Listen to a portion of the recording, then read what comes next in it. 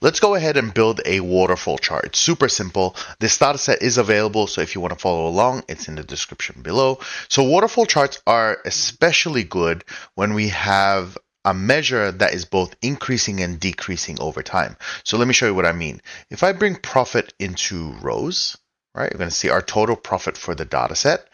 And then we're going to look at it over time. So I'm just going to right click drag. So using this button right here. So right click and drag into columns. And I want to see it by, let's say, quarter. I think that's granular enough. And the other thing is, though this is not mandatory, it just makes it easier to kind of, it looks nicer. We want to switch this to a discrete representation. And all it does is it just makes it a bit better in terms of view. I'm not going to get into what discrete and continuous are because I have videos on that. Then what we're going to do is we're going to add profit again. And this is more for the demonstration, for education, right? So let's add profit like so. This first one, right, which is this one here, I want to switch it to a bar. Okay, so bar. And I want to add the labels for this. So actually, I'm just going to do a cheat way and do this one. Okay, label like so. And that's so we can verify that the waterfall actually calculated correctly. Now, all these values are actually positive. So we're going to filter it by region. So just dropping that into filters. I'm going to select central, which I think has some negatives in there. There you go. Perfect. Okay, so we have these negatives like so. I think this one here and the last one. So to make it a waterfall, it's actually very simple. It's just two main steps. Here on this second one, okay, we're going to switch it to Gantt. All right, that's the first step. The next one, which is not obvious, which I actually had to look up, is you go down here and you go create calculated field. And we want to just do, let's call it negative profit and go minus. Let me zoom in here. And you want to bring in this sum of profit. The easiest way is just drag it from the top and drop it in. Okay, that's what we want to do. I know it doesn't seem obvious exactly what's happening, but just bear with me. We go OK. We now have this formula. We want to drop it into size. Okay, let's add that in.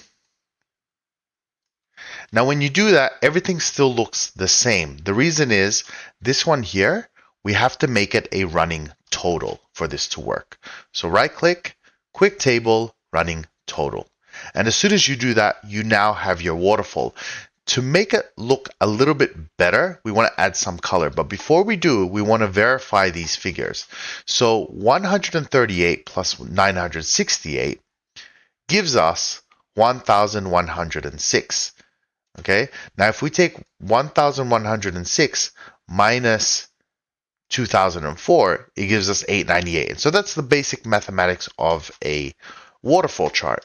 Now that the top one has allowed us to verify our analysis, we can get rid of it. Just like that.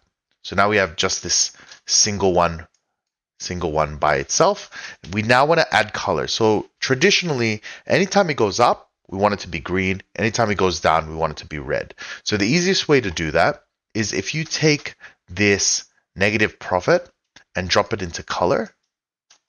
Let's do that. Okay, you're going to see this one. Then we're going to go into the color and go edit. Let's change this to red-green, like so.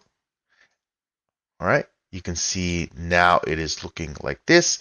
We want to go step color and just change it to 2. All right. So you can see here the color is actually in reverse. So let's switch that. So just reverse button here. There you go. That's better. Now the colors are a little bit dark. So I'm going to click here and make it a little bit brighter. Let's go this green. Yeah, that's much better. And with this red, we'll go a little bit lighter red. Okay. Get out of this. All right, and that is it. So now what we can see is the numbers are going up, and then there was a negative drop, which is red. Then it went up again, then a negative drop, and so on and so forth. And that is your waterfall chart. Once you build it a few times, it's actually extremely easy and straightforward.